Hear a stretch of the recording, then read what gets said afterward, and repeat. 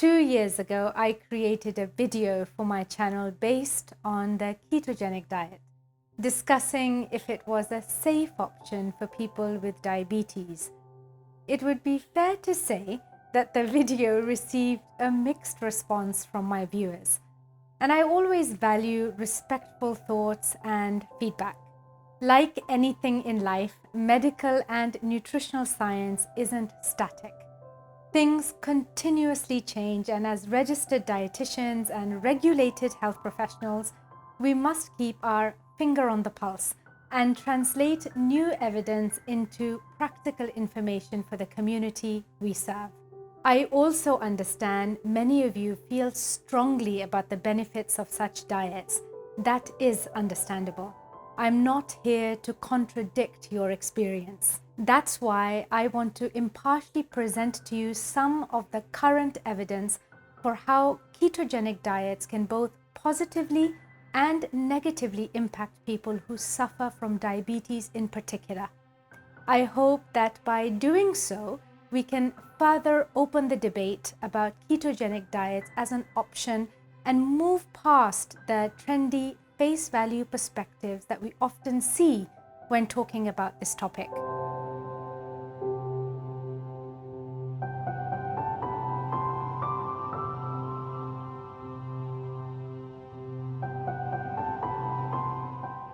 Hi folks, Shahzadi here. Welcome back to my channel, Desi Licious Dietitian on Demand, where I show busy health seekers like yourself how to eat for health, nourish mindfully, and thrive.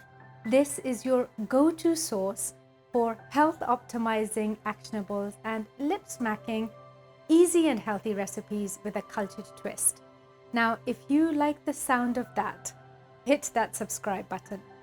You've probably come across the term ketogenic diet or ketosis. It's been rising in popularity for weight loss and keeping blood sugar levels in check. Eating a healthy, balanced diet is one way to keep your blood sugar and insulin levels within a healthy range, especially for type 2 diabetes. But with so many compelling health claims about ketogenic diets in the headlines, it can be hard to separate fact from fiction.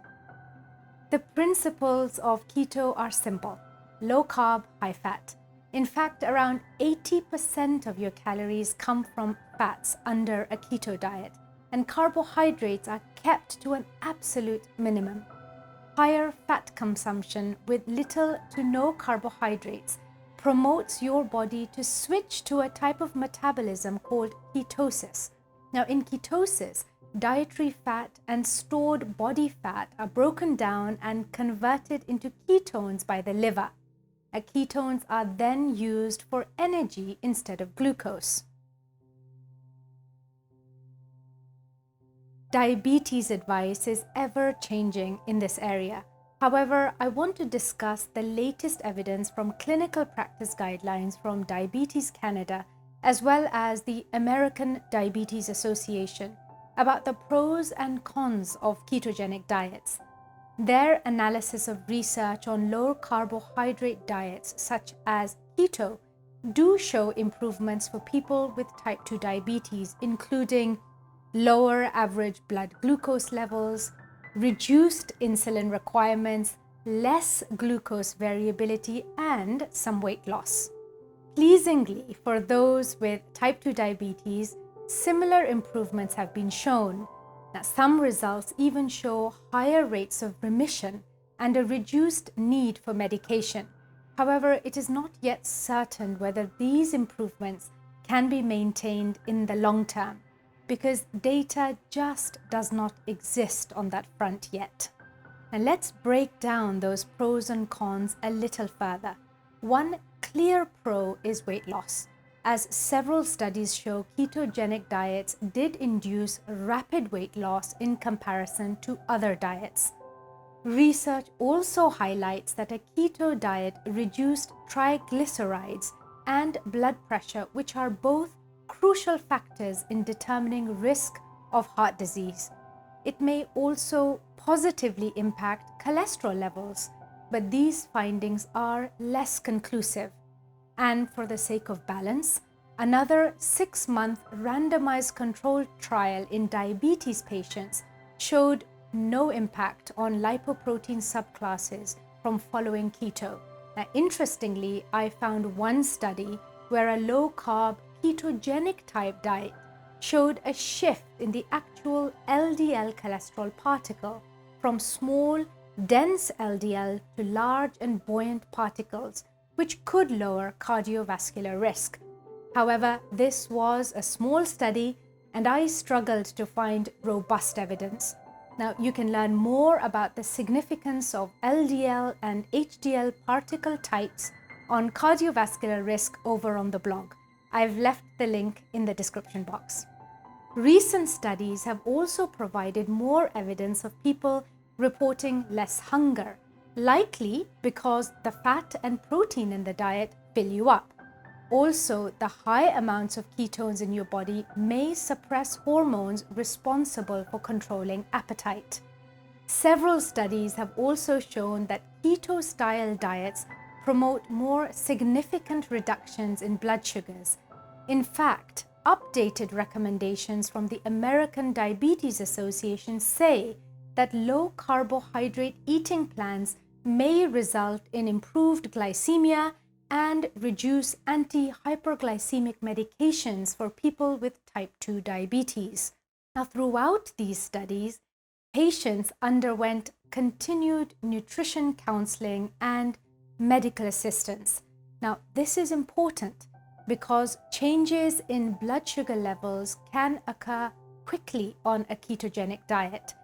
That means that if you're taking blood sugar lowering medication, you should always work with a healthcare professional and a registered dietitian while on a ketogenic diet. Now let's look at some of the cons. A 2018 study of nearly 25,000 participants of the US National Health and Nutrition Examination Survey revealed a negative link between low carbohydrate diets and total and cause-specific death. The findings are complex, but overall show that those on low-carb diets have a 15% higher risk of dying from any cause. Now, I don't include these findings to scare anyone, but merely in the interest of full transparency. There are additional cons that are worth mentioning. Typically, the ketogenic diet is heavy on animal fats and protein, which could have adverse environmental impacts.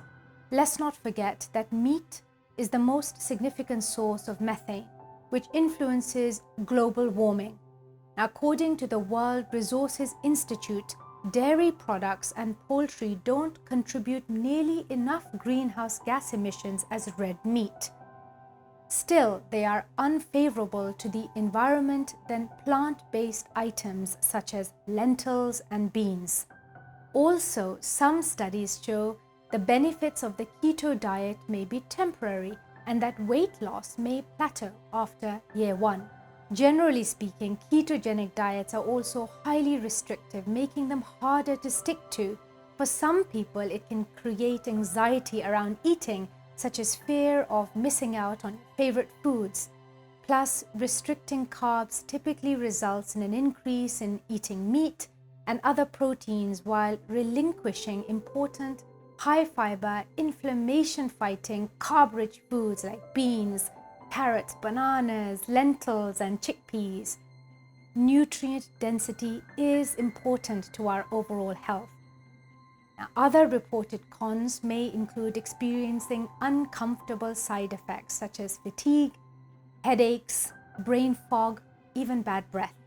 Since the focus in a ketogenic diet is on fat, your intake of saturated and trans fats may increase, which could increase risk of lipotoxicity.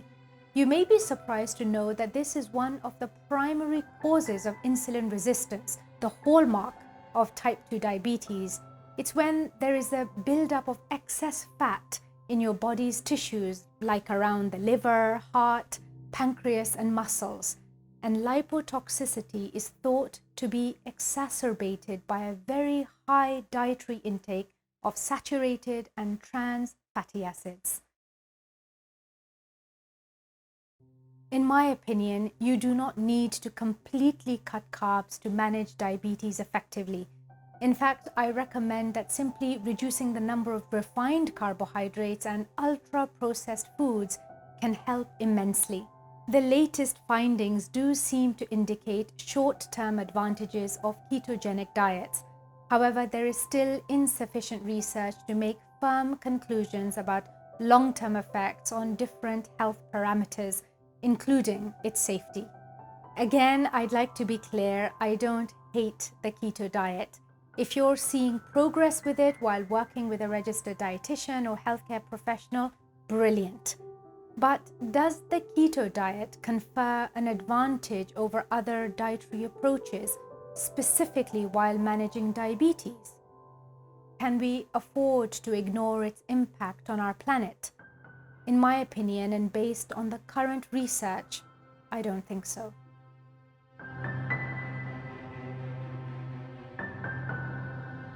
If you like this video, give it a thumbs up or leave me a comment. I'd love to know what nutrition and diet-related topics you want me to dive into next. Thanks for watching, and don't forget to subscribe.